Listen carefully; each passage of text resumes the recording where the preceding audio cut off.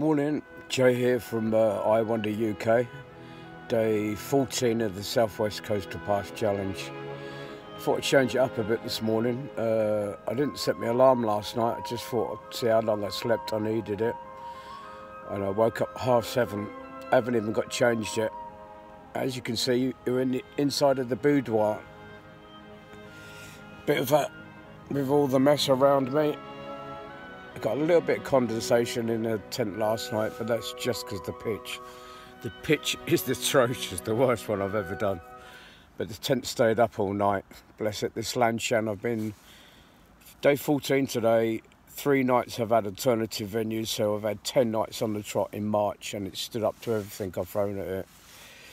It's had rain, strong winds, pitched on brambles, gorse, sorry, that's exaggeration. Long grass, lumpy grass, everything. I absolutely love this tent. I need to get up. Yesterday got to St Isaac, did a little bit more. I'm about a mile from Port Quinn, and I'm walking through to Padstow today, hopefully.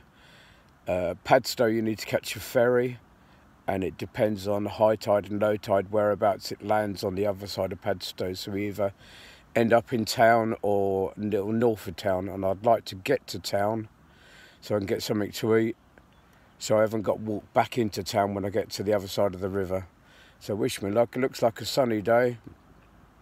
Let's see how we get on.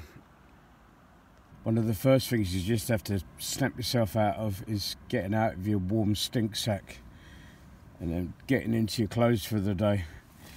As soon as you reach for the clothes, where they've been in the tent and not in the sleeping bag with you, they're cold, but they actually feel wet because they're that cold.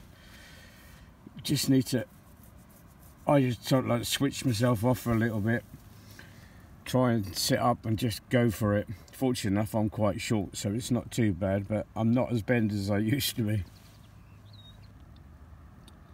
Today I'm going to be wearing these Trek 1000 socks. I wore these a lot in my training. I did about 600 miles for training in October, November, and even in October, November these are fine enough for the day. I've noticed my feet are getting warm by lunchtime, so because it's a sunny start, I'm going for them. Yes, the trousers are muddy, just got to put up with it, that's the way it is. I found you need to have some sort of method. I'm not suggesting you need to follow mine, but I get out, get my clothes straight on, pack my pyjamas away, then I know them dry. Next is the sleeping bag and the liner. Admire yourself in the mirror for a bit. No, that's a joke. Look at the state of that, like Sonic the Hedgehog.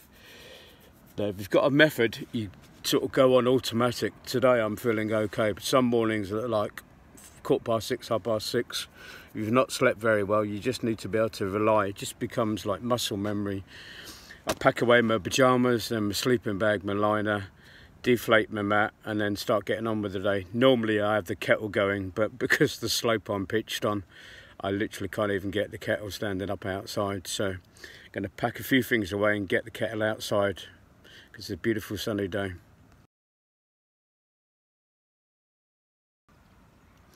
I like to pack away whatever you're sleeping in. I've got merino wool tops and bottoms, pair of socks and a hat just for sleeping in. So I know I've always got a dry hat, my sleeping bag, and I'm using a silk liner, which does make a difference, makes the world of difference. You can pull that around your shoulders, you can feel it in bed at night. And then the worst bit, deflating your roll mat, your sleep mat. If you've got a sleep mat, I've only got a reasonably cheap one. I think mine was about 25 quid, but it's working brilliantly with a silver foil mat underneath that. Practice doing it in the tent.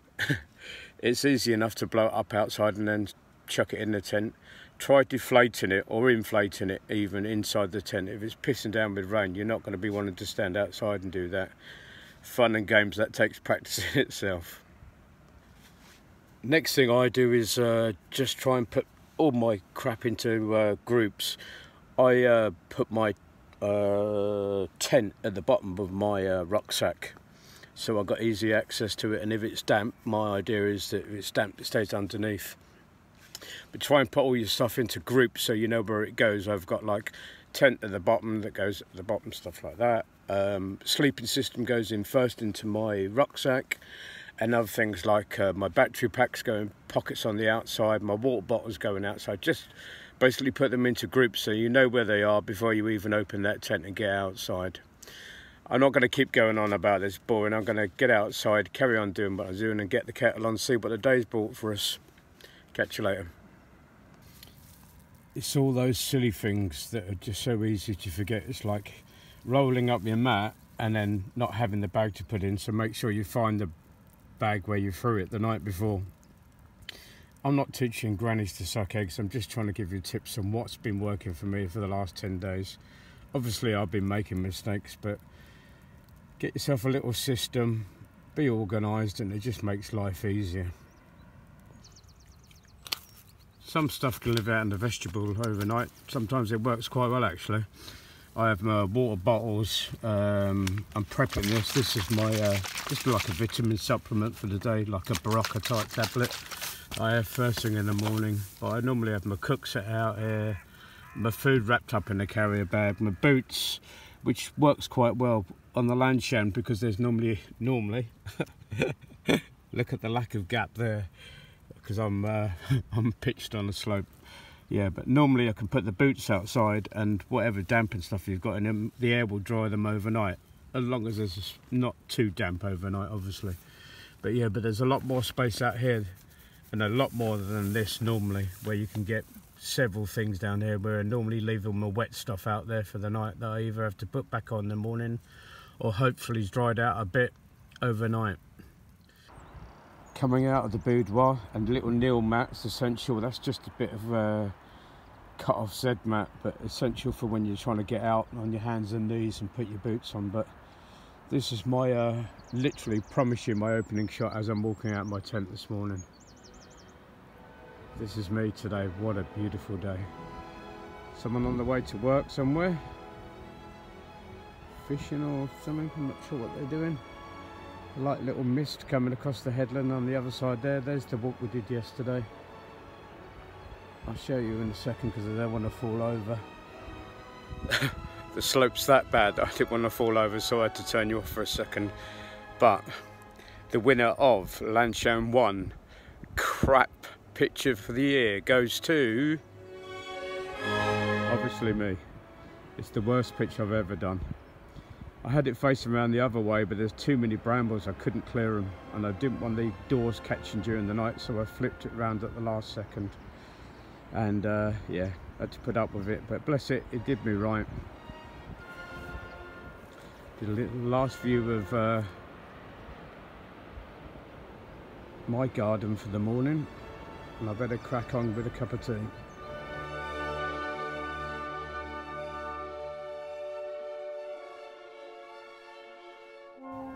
If I can, if the weather permits, what I like to try and do is just pinch the bottom of the tent on each panel and just give it a couple of tugs about. It gets the big droplets off, as you can see them coming off there, and gives the air a bit of a chance to dry the rest of it out. But that tends to work. Sometimes to help the drying process you need to improvise. But after I've given it a shake, I just use like one of these little yellow cloths, like kitchen cloth things, just to give it a wipe over to get the worst off. Ideally you should be putting your tent away dry, but borderline, in all honesty, most of the days you've got to put it away a little bit damp. My personal favourite part of packing up is getting the tea on. I haven't got any fancy equipment. I've just got tea this morning. I've got some porridge that I pre-mixed up. If anybody wants the recipe, just ask. Just a basic water bottle. That little cookie thing that I got from AliExpress for about £8, and that Van Gogh pot, which is a lifesaver. So get on that go, and then get some warm food and a cup of tea inside me. I've not tried to make life lessons here or super duper camping tips and how you should do it. I'm just telling you how I do it. To be honest with you, this is the first time I made a cup of tea outside the tent in 10 days. So I know you shouldn't really be cooking inside the tent, but necessity kicks along. Please don't take any stupid chances. I'm going to leave it today. Just thought it'd give you a different insight to what goes on a day-to-day on a long distance hike. Next video you see will be out walking. Cheers. I know I don't really need to say it, but leave no trace. Let's keep this looking beautiful.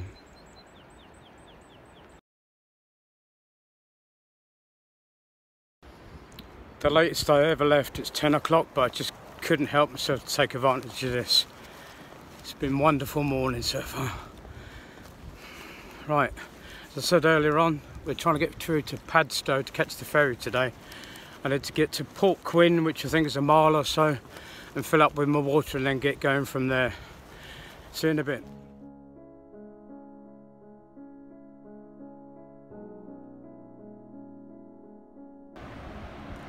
The final headland before Port Quinn really goes down, and it looks like there could be a footpath going straight across the top, but it's well worth not cutting it out and coming all the way around.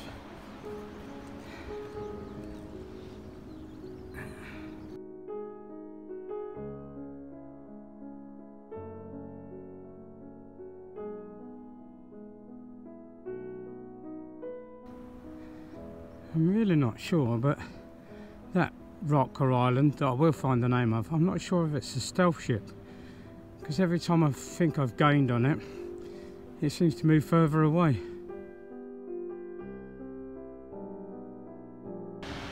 Turn around the headland and the inlet of Port Quinn.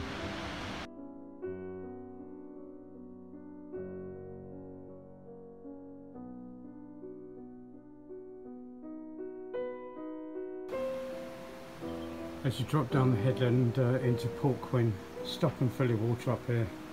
The water is gorgeous and it's chilled. A day like today is ideal.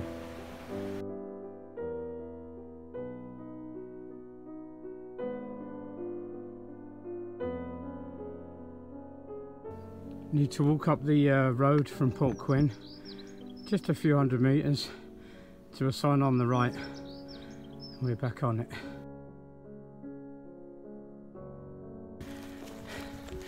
It's definitely shorts weather today, unfortunately for the bad weather I've had over the last couple of weeks. Yeah, it is 2 weeks today, 14 days. My shorts have found their way to the bottom of the bag, and to be honest, at this moment in time I CBA getting them. I should do, and I know I'll probably live to regret it, but it just can't be. Someone's built themselves a little castle there. Gorgeous. Just after Port Quinn and Doyden, it's just the most amazing outlook. Beautiful day.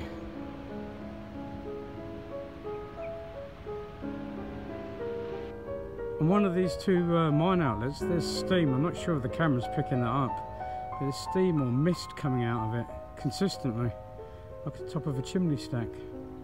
Not going to get too close.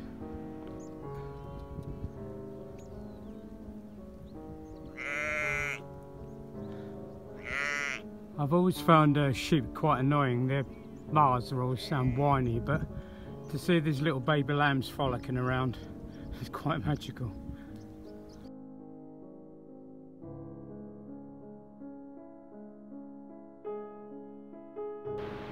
As you walk around Devon Head, you're looking ahead to Carn Weather, C-A-R-N Weather Point, and it just takes your breath away.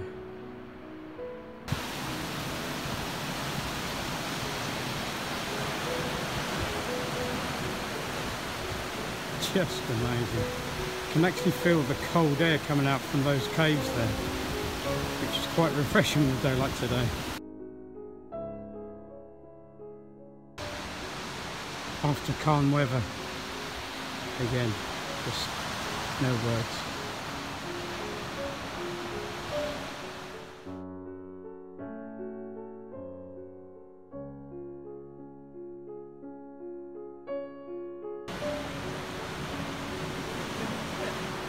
Thank you.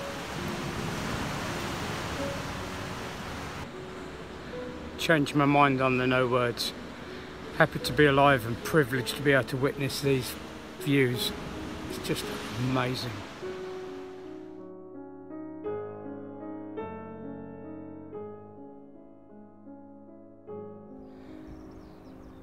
Correction on my last one.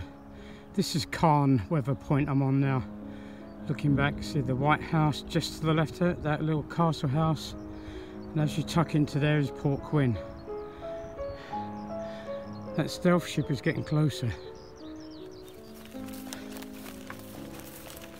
What's that walking beside me? I've not seen that before in the last 2 weeks.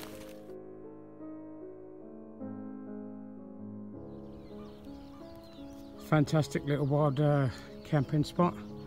Basically like a crater. There's your view in the morning.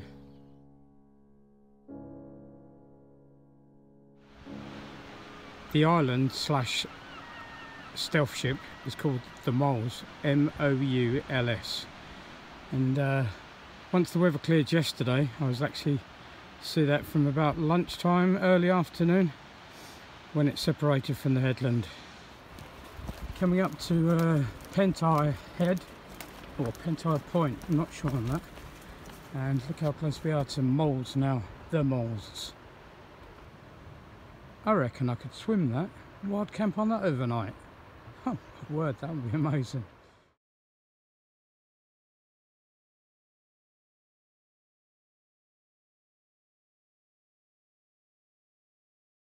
Found out they're actually known as the Rumps, I believe. Don't know why. Oh no, I get it. And there's the Moles. And there's looking back for today. White building just to the left hand side of that. The white building is Port Quinn. The headland goes into Port Isaac. And there's where we came from yesterday. Tintagel. And then further out. It's a beautiful day to be looking back and reflecting, and to be honest with you, that's a real sense of achievement. The old lump in the throat. Walking round the corner from the Moles, and then there's another stealth ship. Now I'm going to have to find out what that one's called. Taking a last little look back from Padstow Point. That's the humps in the foreground. And you could just about make out Tintagel on that headland and then beyond.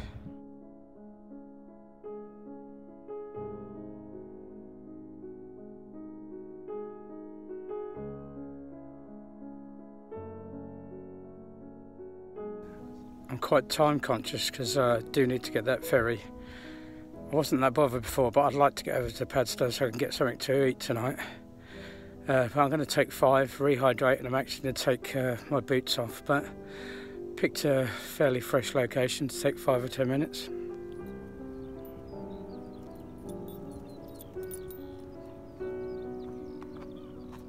I think that would be Polsey for just left of centre screen now.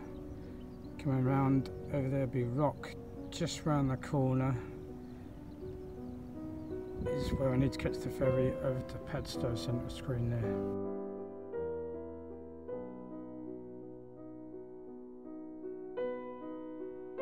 Quick preview of the walk tomorrow. Padstow is at centre of screen there, just on the other side of the estuary. Need to walk out to this headland here, in out, in out, in out to that headland there, and then round, and I'm heading for Porthcaffen tomorrow. Looking ahead now into the bay, there's New Polsey from Polsey. I don't know what the difference is between the two. And then back out onto that headland there. The pathway is closed on this little inlet here. So it means you walk around inland just to get to the other side of there. Just something to consider if you're trying to catch the ferry. To enable me to catch the ferry, I'm at Polsey Beach now. There's a set of steps here, and I can get across to that rock in the distance there, but the tide is coming in rapidly. So I need to get to the rock on the other side of that beach before the tide gets there. I come across the desert just to greet you with a smile. Got here. It's a beautiful day to be walking, but my word, it'd be great to be doing that too. Unbelievable, March the 14th. What does this work when you can get green and purple rock at the same time? I don't understand. Beautiful though. Just taking a look over the other side of the estuary that's going into Padstow, and there's the headland that I'll be walking out on tomorrow. It looks beautiful. Just need to walk around the next headland, which takes you into Damer Bay, and then walk along the headland and around to Rock. And he's looking out there. I think they're dredging or something around there. This is quite famous, known as Doom Bar, like the drink, made in Cornwall. Doom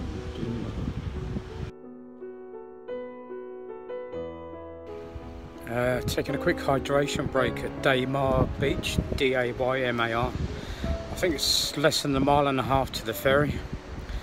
Wish I bought a sort of range of colour t-shirts, but necessity dictated that, you know, I had a limited choice. But here's my view for a couple of minutes.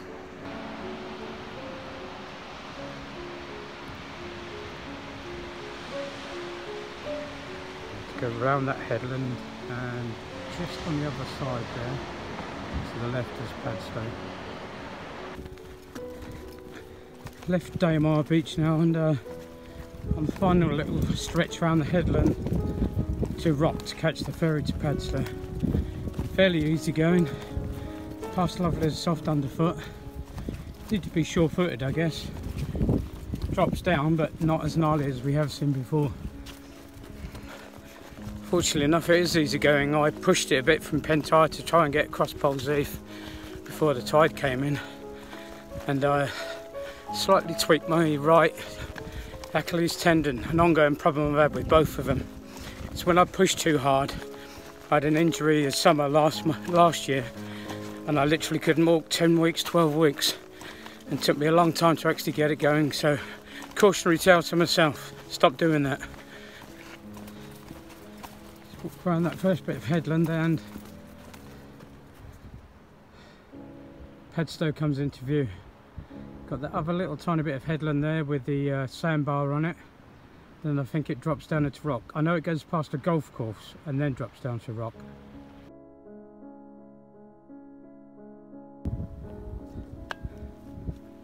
Getting closer now, just walking alongside the golf course, which is slightly bizarre when you think of the isolation you have been over the last few days. But then there's Padstow over the other side. Let's see if we can catch this ferry. Can literally see the ferry coming across. Not sure if I'm going to be able to get that one. Let's try. There's Padstow. Need to walk out of there, up and over that hill, and I'm hoping to get somewhere, a little tiny beach near there tonight. Didn't quite get it. I said that takes you over to the town. I'm hoping it's come back out north of town and go perhaps near that little beach there. Not the big one, the first little one. Literally missed it by 2 minutes. I don't know how frequent they are, but I guess we'll just wait here until it comes back again. Although I missed it, it's only 10 minutes and another one's coming back. Well, so not the other one, the same one's on his way back now. Which is great.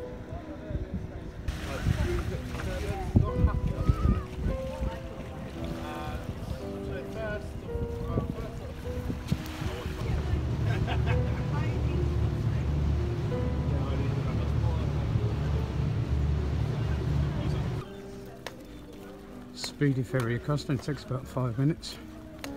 Now I'm going to look for somewhere to get something well deserved to eat. Refill my bottles and then get back out, find a coastal path and get out north somewhere.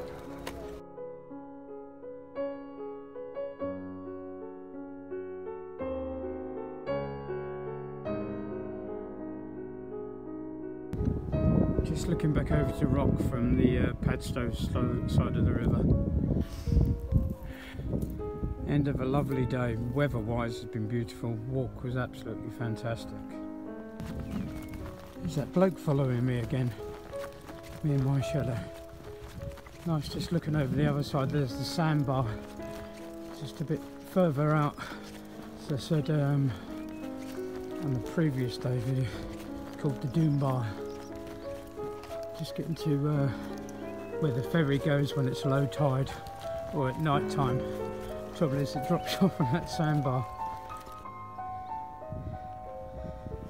I was looking for a bench to sleep for the night, and I certainly do look that way. I'll be sport for choice out here.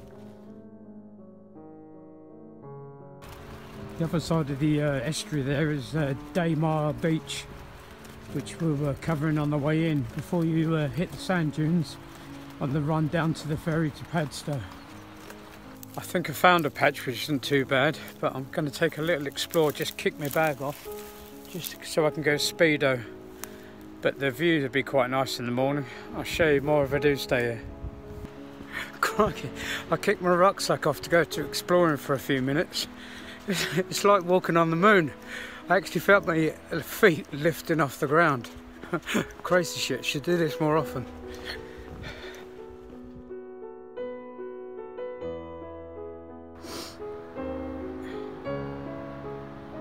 Tent pitch just in time. It's going down behind the hill there, and it's cold, but should have a nice view, a good outlook for tomorrow.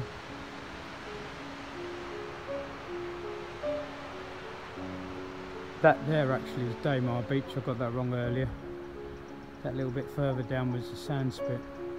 And then we're looking out to the beautiful view. Centre of the screen now is Pentire Point. P-N-T-I-R Point. That was just fantastic. Look forward to seeing it all tomorrow.